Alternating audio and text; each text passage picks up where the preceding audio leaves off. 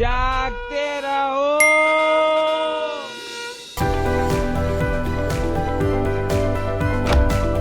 कमल देखो, लगता है भगवान ने मेरी सुन ली। मैं ना बहुत दिन से लोन लेने का ट्राई कर रही थी। अच्छा। और आज खुद ही लोन कंपनी का मैसेज आ गया।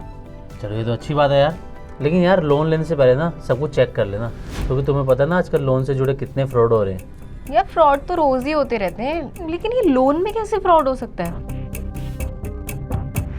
यार मैंने ना हाल ही में अखबार में पढ़ा था, आरबीआई की एक रिपोर्ट आई है, उसमें बताया कि फ्रॉड अमाउंट का सबसे बड़ा हिस्सा लोन से जुड़े फ्रॉड में ही गया है। यार बात तो तुम सही कह रहे हो, लगता है मुझे भी ये खबर ढूंढनी पड़ेगी। तो शिवानी के लिए हम डीकोड कर रहे हैं रिजर्व बैंक की एनुअल रिपोर्ट को, क्योंकि इसमें बैंक फ्रॉड से जुड़े कई इंटरेस्टिंग आंकड़े निकल कर आ रहे हैं जो आपको जानने चाहिए। इस रिपोर्ट के मुताबिक फाइनेंशियल ईयर 2021-22 में कुल 9,097 फ्रॉड हुए थे, लेकिन इनकी संख्या देखिए 2022-23 में बढ़कर पहुंच गई है 13,530 पर, यानी फ्रॉड की संख्या में करीब 48% की बढ़ोतरी है। लेकिन फ्रॉड में जो अमाउंट इन्वॉल्व था उसमें 49% की कमी रही है। फाइनेंशियल ईयर 2021-22 में 59,819 करोड़ रुपए का फ्रॉड हुआ, जो कि 2022-23 में गिरकर 30,252 करोड़ रुपए का रह गया। यानी फ्रॉड के अमाउंट में हम ये जो कमी देख रहे हैं, इसका मतलब क्या है? क्या फ्रॉड कम हुए हैं? नहीं, फ्रॉड हुए हैं, लेकिन छोटे छोटे फ्रॉड बढ़े हैं। फ्रॉड का अमाउंट घटा है, लेकिन ज्यादा केसेस सामने आ रहे हैं, और यही है शिवानी के मतलब की खबर, क्योंकि कुल जितने अमाउंट का फ्रॉड हुआ है उसमें लोन फ्रॉड की हिस्सेदारी सबसे ज्यादा देखने को मिल रही है। रिजर्व बैंक के डेटा के मुताबिक देश में हुए 30,252 करोड़ रुपए के बैंकिंग फ्रॉड में लोन से जुड़े फ्रॉड का हिस्सा 28,792 करोड़ रुपए रहा, यानी 95% फ्रॉड्स लोन से जुड़े हुए रहे। वैल्यू के हिसाब से लोन के नाम पर सबसे ज्यादा पैसे फ्रॉड के हत्थे चढ़े हैं। अब समझिए फ्रॉड कैसे हुआ। डिजिटल पेमेंट यानी ऑनलाइन ट्रांजैक्शन के जरिए खूब फ्रॉड हुआ। ओटीपी मांगकर कार्ड पेमेंट से चोरी हुई। यूपीआई पेमेंट जितना पॉपुलर रहा, उससे फ्रॉड भी खूब हुए। निजी या सरकारी, किस बैंक में फ्रॉड का आंकड़ा ज्यादा है? रिजर्व बैंक की रिपोर्ट बता रही है कि प्राइवेट बैंक फ्रॉड के सामने कमजोर रहे और इनमें ज्यादा फ्रॉड हुआ है। 2022-23 में सरकारी बैंकों ने 3,405 फ्रॉड की जानकारी दी, वहीं प्राइवेट बैंकों में 8,932 मामले सामने आए हैं। हालांकि फ्रॉड अमाउंट के मामले में सरकारी बैंक आगे रहे और इनमें 21,125 करोड़ रुपए की ठगी हुई, तो प्राइवेट सेक्टर से जुड़ा फ्रॉड अमाउंट 8,727 करोड़ रुपए था।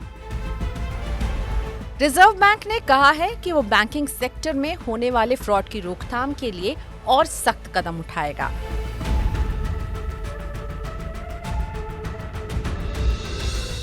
इसी सिलसिले में आरबीआई के एग्जीक्यूटिव डायरेक्टर रोहित जैन का एक बयान सामने आया, जिसमें उन्होंने कहा कि बैंकों और वित्तीय संस्थानों को अपने बैंकिंग सिक्योरिटी स्ट्रक्चर को और पुख्ता बनाना होगा और इसके लिए खर्च भी बढ़ाने की जरूरत है। अब तक फ्रॉड रोकने के लिए रिजर्व बैंक ने जो कदम उठाए हैं, उसमें सितंबर 2022 में आरबीआई ने डिजिटल लेंडिंग के रेगुलेशन से जुड़े नए गाइडलाइंस जारी किए। आरबीआई ने बैंक और गैर बैंकिंग लेंडर्स के प्रोसेस में ज्यादा पारदर्शिता लाने के लिए उनकी लाइसेंसिंग से लेकर कामकाज के तरीके पर नियम बनाए। इस साल के बजट में देश में साइबर सिक्योरिटी ढांचा बेहतर करने के लिए 625 करोड़ रुपए का आवंटन भी किया गया है। रिजर्व बैंक लगातार अनरेगुलेटेड एप्स पर भी कार्रवाई कर रहा है। फ्रॉड से बचाने के लिए आरबीआई की वेबसाइट पर रजिस्टर्ड बैंक और नॉन बैंकिंग वित्तीय कंपनियों यानी एनबीएफसी की लिस्ट जारी की गई है, ताकि लोग ठगी से बच सकें।